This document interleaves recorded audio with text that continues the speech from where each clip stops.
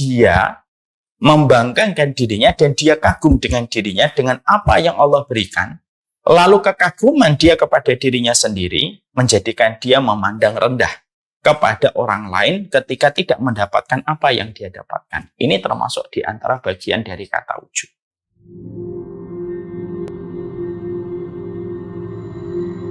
Sekarang, mari kita mempelajari strategi setan yang berikutnya, yaitu adalah strategi setan untuk masuk kepada kehidupan manusia, supaya manusia gagal untuk mendapatkan rahmatnya Allah Subhanahu wa Ta'ala, yaitu adalah ketika setan itu menggoda manusia, menyesatkan manusia dengan sebuah jalur khusus yang disebut dengan jalur ujub.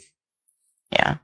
Jadi ketika manusia, mereka berjalan di dalam ketaatan, mereka berjalan dalam ibadah. Ketika manusia itu sudah tidak bisa lagi digoda dengan khamr, tidak bisa lagi digoda dengan zina, tidak bisa lagi digoda dengan judi, tidak bisa lagi digoda dengan riba, dosa-dosa yang mungkin jamak sering terjadi pada kebanyakan masyarakat.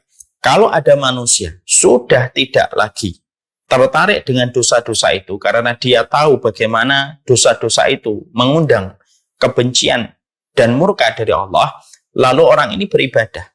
Maka sesungguhnya setan ketika mendapati manusia sudah melakukan ketaatan, ketika tidak bisa lagi digoda dengan syahwat, maka setan itu tidak berputus asa. Maka setan akan datang kepada mereka yang melakukan ketaatan dan melakukan ibadah. Lalu dijadikan apa yang dilakukan di dalam ketaatan dan apa yang dikerjakan di dalam ibadah itu bagaimana tercemari dan ternodai dengan sebuah penyakit hati yang disebut dengan ujub. Yang disebut dengan ujub. Maka inilah yang menjadikan akhirnya kita memahami.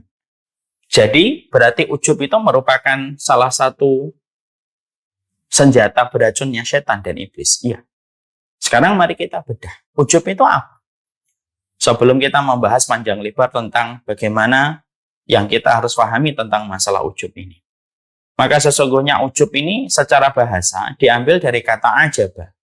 Ajaba itu artinya adalah kagum. Ya. Artinya adalah kagum terheran-heran. Artinya kagum kepada diri sendiri atas apa yang telah dia lakukan di dalam ketaatan. Saya ulang kembali. Ujub itu apa? Ujub itu diambil dari kata ajaba. Ya? Yaitu adalah diambil dari kata ajaba. Ajaba itu artinya adalah kagum. Kalau ajaban lil mar'i atau misalkan ujub, misalkan dikatakan bahwasanya al-ijabu binafsi, itu artinya adalah kagum terhadap diri sendiri. Ya. Ini merupakan salah satu di antara definisi yang tebal. Ini merupakan salah satu definisi dari kata ujub itu. Jadi artinya ujub yaitu adalah berbeda dengan riya. Riya itu ingin mendapatkan pujian dari manusia. Sehingga sholatnya, puasanya, sedekahnya yang dia lakukan supaya mendapatkan kedudukan manis di mata manusia. Dan mendapatkan pujian-pujian manis selayak madu dari mulut manusia. Itu riya. Kalau ujub, maka bisa jadi ada orang yang ujub, dia tidak riya, tapi dia ujub. Ada orang yang riya sekaligus pula ujub. Tapi tidak setiap orang yang ujub itu riya. Jadi ujub itu adalah ketika seseorang itu, ujub itu adalah dia membanggakan dirinya dan dia kagum dengan dirinya dengan apa yang Allah berikan. Lalu kekaguman dia kepada dirinya sendiri menjadikan dia memandang rendah kepada orang lain ketika tidak mendapatkan apa yang dia dapatkan. Ini termasuk di antara bagian dari kata ujub. Ya. Maka ini yang menjadikan kita akhirnya memahami. Ya. Jadi ujub itu merupakan sebuah penyakit hati. Dan ujub itu dikatakan oleh para ulama, ujub itu merupakan penyakit hati yang sifatnya begitu lembut. Kelembutan dari penyakit bernama ujub ketika sudah mendarat di permukaan hati, maka racun yang disebarkan oleh penyakit ujub untuk menjadikan hati ternoda itu begitu lembut sekali. Saking tidak begitu terasa, banyak orang yang mereka itu, karena banyak orang itu, sampai ketika mereka ujub, mereka pun tidak menyadari kalau diri mereka itu ujub. Karena apa? Saking begitu lembutnya penyakit ini masuk dan mendaratkan seluruh racun-racun buruknya pada kehidupan hati manusia. Jadi ujub itu penyakit hati dan kita tidak bisa mendeteksi. Makanya orang tidak bisa dikatakan kamu ujub dengan apa yang kamu lakukan. Kita tidak bisa karena ini merupakan penyakit hati.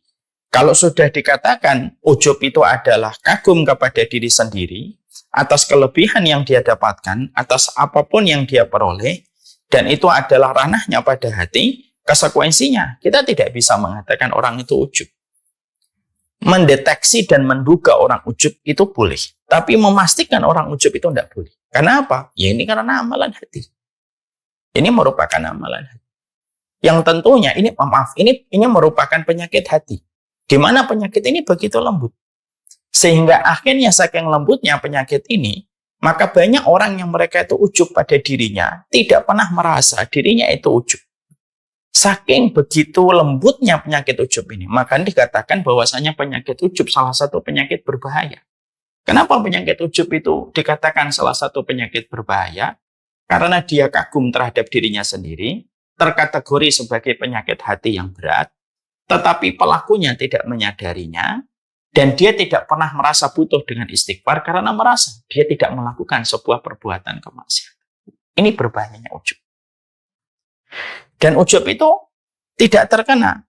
Ujub itu tidak biasanya ujub itu tidak terkena kepada orang yang mungkin biasa, tapi ujub itu memang terkadang terkena kepada orang-orang yang memang secara penampakan dia memiliki keistimewaan.